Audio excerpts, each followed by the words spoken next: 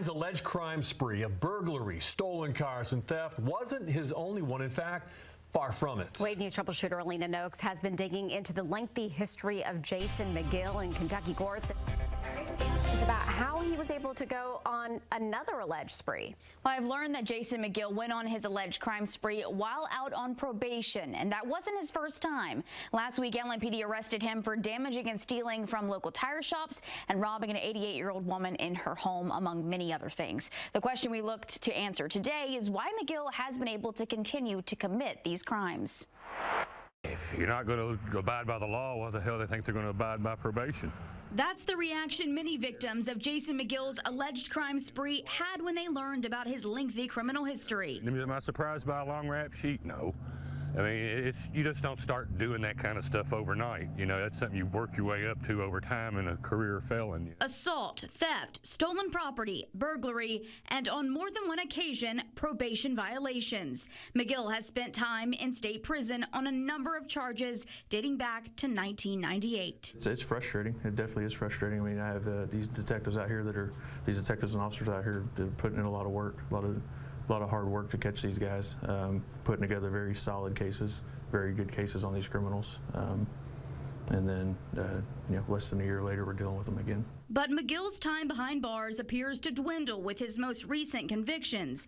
In Nelson County, McGill faced a litany of charges as a burglary suspect in a police chase. He accepted a plea deal in 2023 and got 5 years probation with a year of treatment. A month later, he pleaded guilty to 5 of 40 charges in Jefferson County. Again, he received 5 years probation. McGill's charges in that case, while serious and concerning, ultimately did not constitute violent offenses.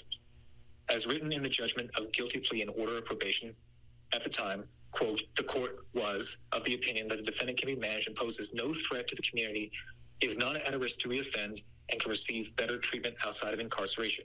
Since 2023, records show that McGill violated probation at least 6 different times. I understand that, you know, he's had a past and all that, and I guess we all do, but if you can't, you know, learn from your mistakes, then that's the problem that needs to be addressed. Huber says the 2023 Jefferson County case has reopened, and prosecutors are asking to revoke McGill's probation and give him prison time. But ultimately, every final decision rests on the bench. Retired Judge McKay Chavan explains it isn't always a simple one, saying, quote, it's fair to say that as a general rule, the best predictor of what someone is going to do in the near future is what that person has been doing in the recent past. That being said, judges' decisions are made about the whole person standing in the dock, the entirety of the factual circumstances underlying the offense, and the applicable law. It isn't cookie cutter, it isn't math, and it isn't perfect.